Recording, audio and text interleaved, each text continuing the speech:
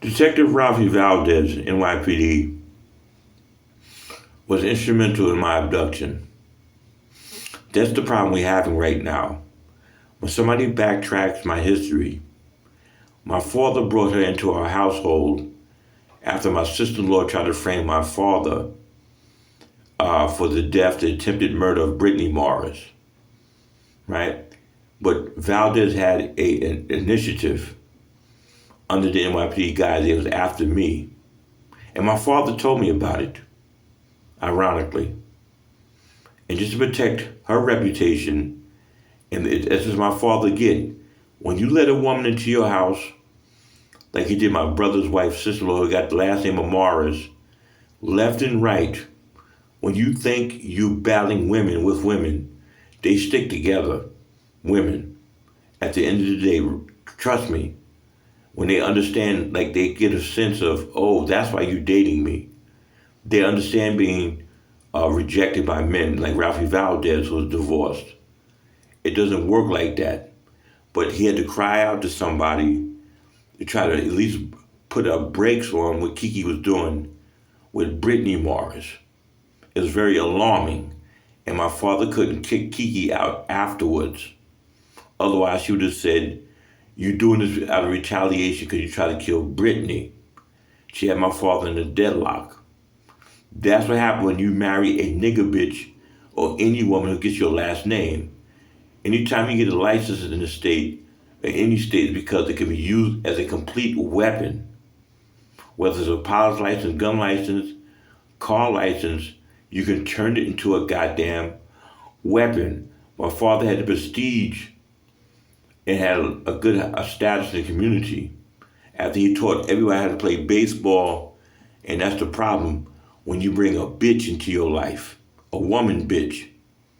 But still, they had an ulterior motive with Ralphie Valdez. Knowing my father had to think about protecting me, he sacrificed himself, especially when my stepmother Dawn stole his firearm one night after she assaulted me in the goddamn house with a Lysol can. And he realized that I'm under a death threat, potentially with my stepmother, that he already committed to and married. You understand it?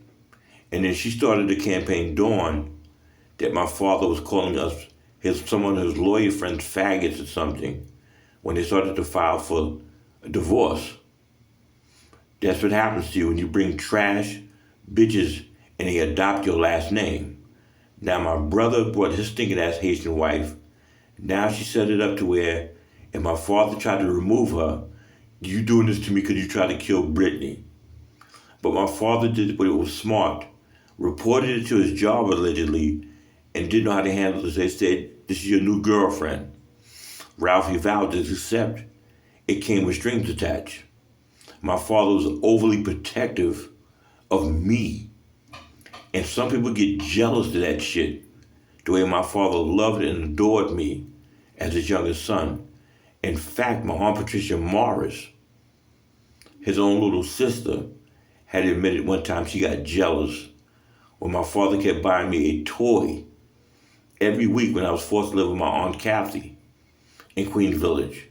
That came out later in life during a conversation at my Aunt Hazel's house in the basement in East New York. It came out past that I used to get jealous when Jeffrey's father, when her brother was buying me a toy to make sure that he understands that he's still in my life.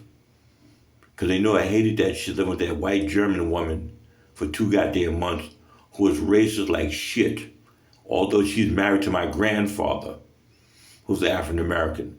Make up your mind, bitch, which is why she never left that house in Queens Village to take a step outside, my Aunt Kathy, out of a German paranoia. You understand? And she ran these patrols in the neighborhood as she walked her daughter to school, targeting black boys in the neighborhood. But to break off any investigations that she was that kind of woman, she had me locked up in the house with her, scrubbed the shit out of my dick, and took care of me like a pristine baby.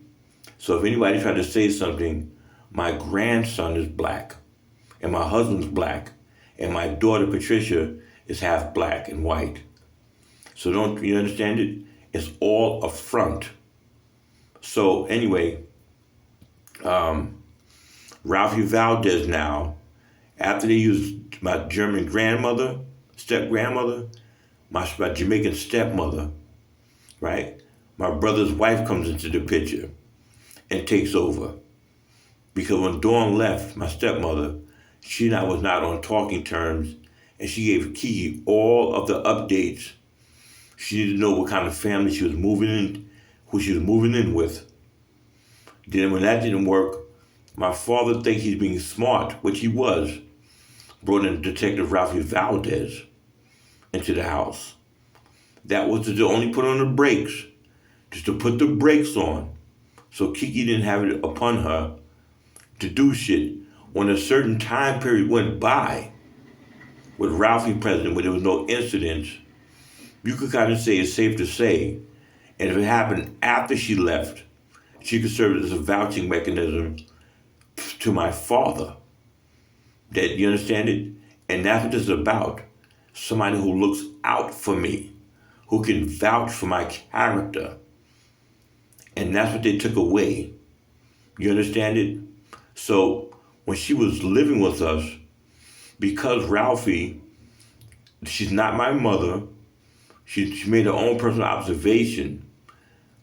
She had told my father that he needed to put me out on the streets so I can learn how to grow up to be a man.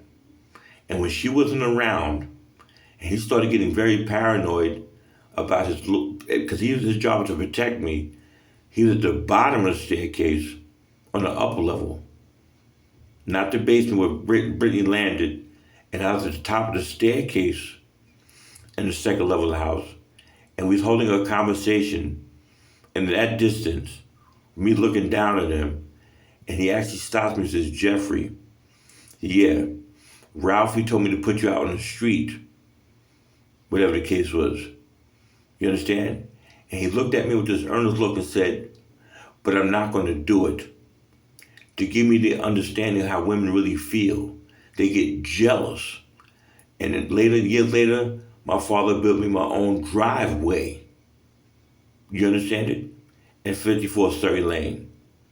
But it wasn't until I abandoned him because Kiki was wearing half of a correction officer's suit after my penis was being electrocuted, and the nurses gave her the privilege of go getting a needle with half of a Nassau County Correctional Officer uniform on, as though she works there still at the Medical Center Psych 01. And because my father could not stand up to Kiki, because she had that you tried to kill Brittany shit on top of him, I didn't abandon him and went to Peter Young Shelter for my own safety. Because none of you sons of bitches choose or are man enough to stand up to your fucking woman the way I stand up to them. They basically have this, you've been fucked with your asses so bad or developed some kind of I can't even find a nigga to talk about to basically compare those two anymore. Do you understand it? We can't get you to budge, to do anything on my behalf, because women run your shit. But there are men out there who now have you in a dynamic, rare situation because you've been using that banging shit that actually triggers me to have heart issues, and I'm on the cusp of my body reacting a certain way, like my mother Harriet, when they found her dead because the Jamaican women banged the shit. And her roommate, Lamont Johnson's mother, wouldn't let my mother get any rest, which is why I said no roommates for me any fucking more. Because you need somebody to be a liability issue. And use Lamont and Lonnie Johnson's mother, who my brother hates my mother. And they all worked together at the Hempstead Police Department at one point. So Mrs. Johnson did everybody a favor, especially when I was there, to make sure me and my mother couldn't bond with each other. And it was tormenting to me whatever. The ball's in your court.